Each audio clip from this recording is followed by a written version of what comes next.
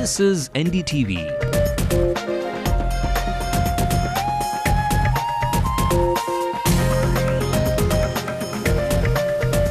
And you're watching Ndtv-Hindu.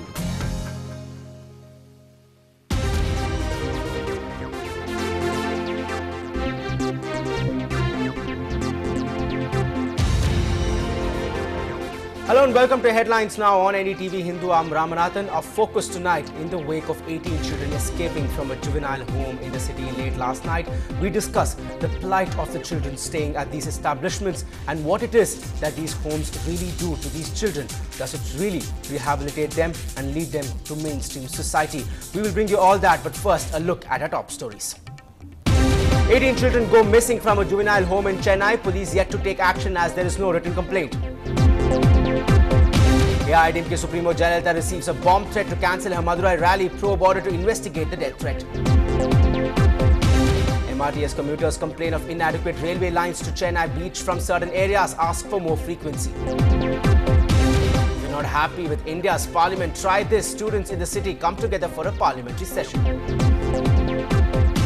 Chennai city runs to raise funds for underprivileged children. Thousands pledge support for My City, My Pride. There is a lot of awareness about Give Life. I think it's thanks to the marathon. So that way it really helps. Well, let's quickly also take a look at stories making national headlines. Pak cricketers in spot-fixing controversy after a sting operation by a British tabloid. Pakistan captain Salman Butt defends his team. Redouble efforts since people are expecting a flawless opening, the Prime Minister tells after inspecting the Jawaharlal Nehru Stadium. A fierce encounter in Bihar, 5 security personnel including 3 BSF jawans killed in an encounter in Chhattisgarh. At least 10,000 people forced to flee following a volcano erupting on the Indonesian island of Sumatra after 400 years. Well, in our top story tonight, about 18 teenage boys are missing from a state-run rehabilitation center for juvenile offenders in Purushavakkam since late last night. The boys aged between 13 and 18 are thought to have fled. Their whereabouts not known. And our reporter Shabir Ahmed finds out that the juvenile home has still not reported the incident to the police.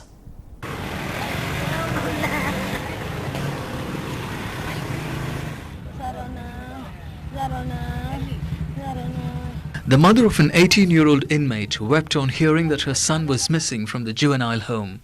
Such incidents have been reported in the past, but this is the largest number to flee in a single incident.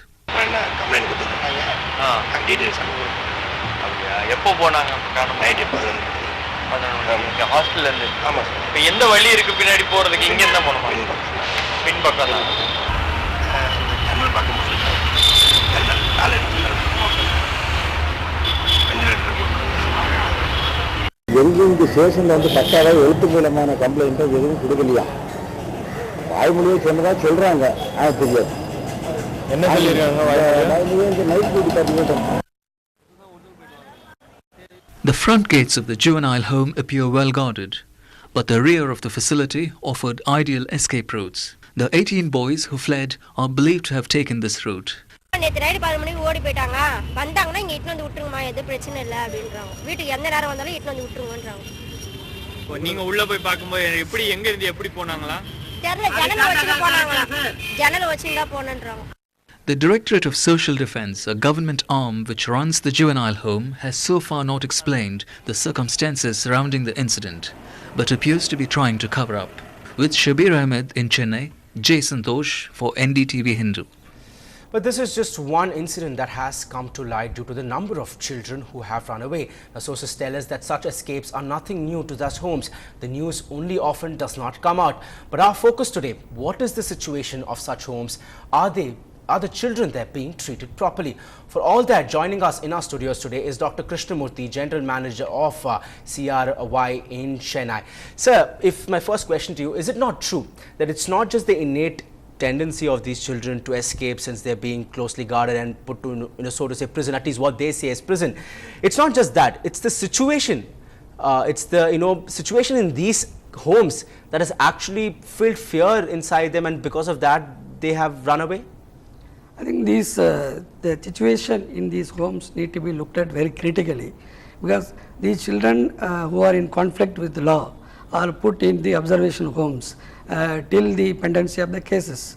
But here what is happening in these homes, second victimization, because already the children are in stress and mental trauma because of putting them in observation homes. But again the treatment, I would say maltreatment, they are considered as criminal, not even considered as children in conflict with law, but treated as criminal, and second victimization is taking place, and these children have no voices to raise their issues in these homes and raise about their rights. So in that situation, because of fear, because of frustration, and children tend to exhibit many protests, but this is the extreme form of protest to run away from the home. All right. So, looking at what you're saying, the two types of problems when it comes to an issue like this. One is the concept itself of lodging children who have not been convicted yet. They are just in conflict with law. They have not been convicted. They have still cases pending in the court.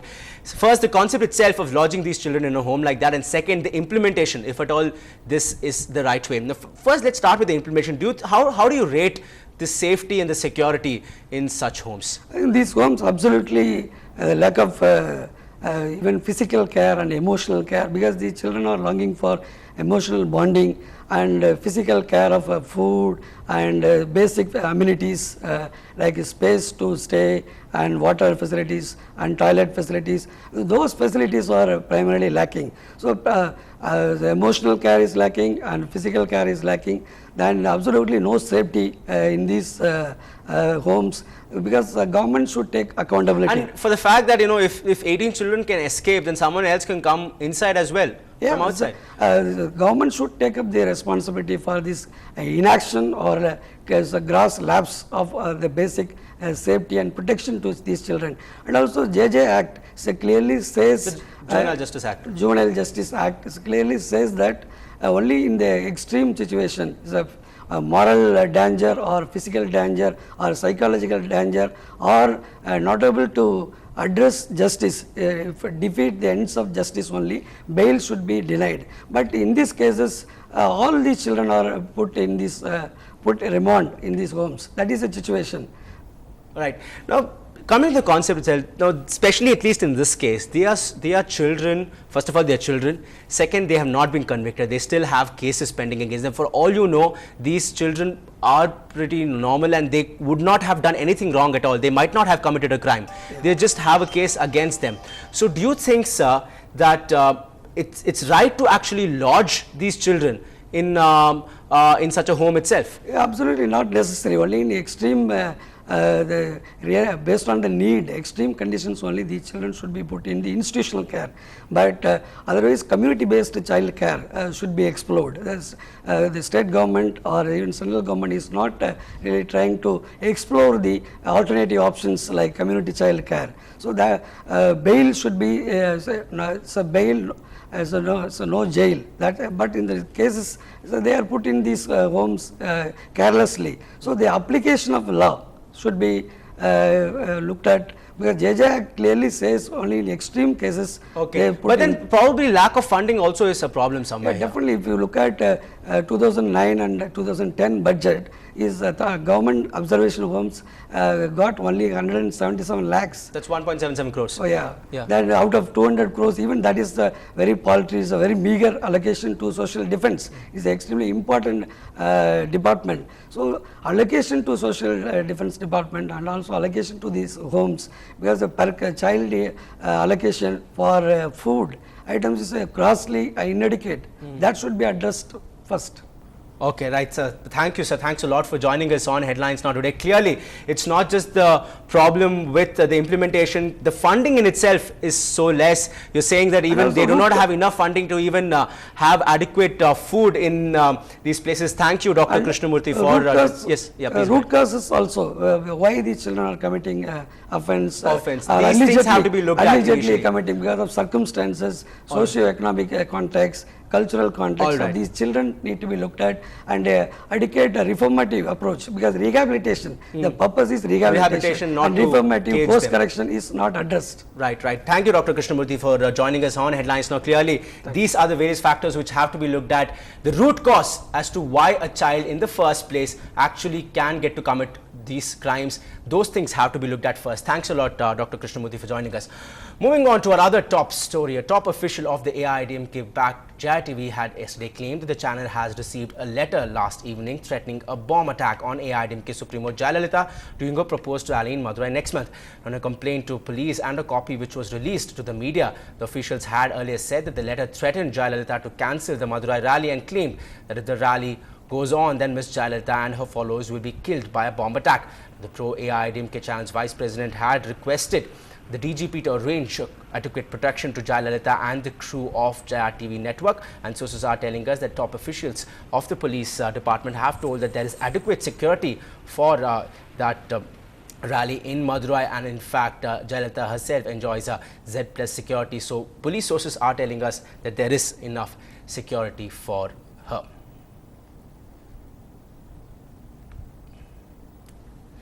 AIADMK workers, however, say that this will not pull their spirits down.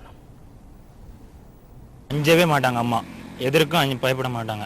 கண்டிப்பாக இது அந்த ஆர்ப்பாட்டம் மிகவும் வெற்றி அடையும். திருச்சியில் எப்படி மிகவும் வெற்றி அடைந்தோ அதே மாதிரி மதுரையிலே அமோக வெற்றி அடையும். திருச்சி கூட்டத்தோட மதுரையில் சரியான கூட்டங்கள் வரும்.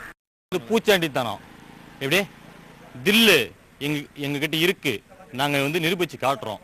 புரியுதுங்களா? இது நேரடியாக நிரூபிக்கணும்னாக்கா போட்டி முறை தான் நிரூபிக்கணும். இது மிரட்டல், இந்த கடிதம் அதெல்லாம் சும்மா எப்படி இதெல்லாம் பூச்சாண்டித்தனம். அதுதான் எங்களுக்கு தெரிஞ்சவரை நாங்கள் கட்சிக்கார பொறுத்து நாங்கள் அதை தான் சொல்லுவோம்.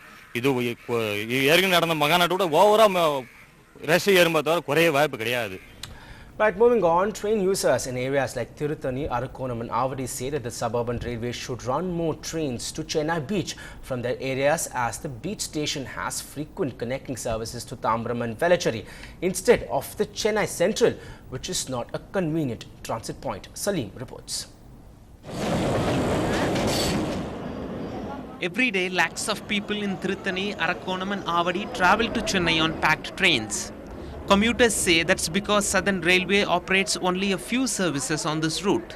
But commuters point out more trains connect with Chennai Central, which is not a convenient transit point because of the need to switch to Park Station by walk. If we see the Chennai Central and the Park Town station is not been connected, so the way we are coming is so difficult because the rush is more.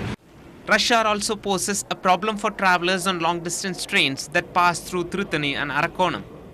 அதெல்லாம் கும்பல் ஜெயனே இருந்துச்சுன்னா 3 பேர் உட்கார சீட்டில் 5 பேர் 7 பேர் என்ன எல்லாம் 10 பேர் உட்காராங்கன்ட்டு நம்ம ரிசர்வ் பண்ணிட்டு போகிறவங்க கீழே பிடிச்சி தள்ளி விட்டு அவங்க area உட்காந்துக்கிறாங்க. Sometimes even when we have unreserved ticket, we are forced to go into a reserved because there is no proper sufficient space for the people to get in unreserved compartment. I think the number of second sitting should be increased at least. There's also a safety issue during rush hour. To avoid missing the next connecting train at Park Station, commuters scurry across this busy road after arriving at Chennai Central. The demands of the commuters are simple. They say increase the frequency of trains to Chennai Beach, Avadi and Arakonam, or connect Chennai Central to Park and Park Town stations to make their travel easy. In Chennai, Salim for Ndtv-Hindu. Now, close to 1 lakh Chennaites woke up really early today to run for a cause as a part of the MARG Give Life Marathon. The marathon looks to improve the nutrition of thousands of children in the state through its proceeds. Sam Daniel sent us this report. Enthusiasm on the streets of this southern city for the MARG Give Life Chennai Marathon. The third edition saw close to 1 lakh people run for the city's cause. मुझे बहुत खुशी है कि हमें 3 lakh prize money मिला है और यहाँ इतना अच्छा से स्पोर्ट्स कराया जाता है. The proceeds from this will go to educate and provide nutritional supplement for more than 8,000 underprivileged children. It seems Chennaites are liking it. Of course, there are a lot of people who do that. It's really nice to see that. It gives you a regular and consistent exercise. Taking a cue from the IPL, drummer Sivamani's beats filled the air. And there were cheerleaders too. For the first time, international athletes were not invited. Until our runners are ready to compete with the international runners, let's keep it as a national run, not really as an international run. And a 500-meter wheelchair event ensured the marathon was truly inclusive. In Chennai with camera persons Kutti Raja and Bidesh, Sam Daniel, Find TV. Now, a group of students in Chennai surprised their audience when they demonstrated how they would conduct India's parliament if they were offered a chance to become an MP. The demonstration contained some good ideas for the real MPs who are often known to keep the parliament in a state of chaos. Take a look. Scenes like these in the Indian Parliament is nothing new for the country's citizens. A group of students in Chennai decided to hold a mock parliament session with themselves as MPs to demonstrate that it is possible to sort out issues peacefully. I am introducing the bill on prohibition on 28 July 2010. About 75 students from 9 schools convened the mock parliament as part of the 175th year celebrations of the Madras Christian College Higher Secondary School. Well, they introduced many bills, also held discussion on them. The motive, to spread awareness that Parliament should be conducted in a responsible manner. Really, this exposure has created a lot of mindsets within me that about fresh ideas about politics and new ideas about the politicians in today's life. Surely this Parliament has been you can say it has been a proper benefit for me. So close to reality, நீங்கள் ஒன்றை உருவாக்கி இருக்கிறீர்கள். ஆனா parliament என்பது இந்த சமூகத்தை தட்டி எழுப்பக்கூடிய ஒரு இடமாகவே இருக்க வேண்டும். தூங்கக்கூடிய ஒன்றாக இல்லாமல் மாற்றுவது உங்கள் கைகளில் தான் இருக்கிறது. The highlight of the parliament session was this move, the unanimous rejection of the bill that proposed a 300% salary hike for MPs. No doubt, there was a lot to learn from this for the real MPs. With Krishnamurthy in Chennai, this is Zoya Thomas for Ndtv-Hindu. Well, time to take a short break on headlines now. But on the other side, all the national news and another Naxal attack hits the country. More on the other side. No balls, but yes controversy. Another match-fixing allegation hits Pakistan cricket.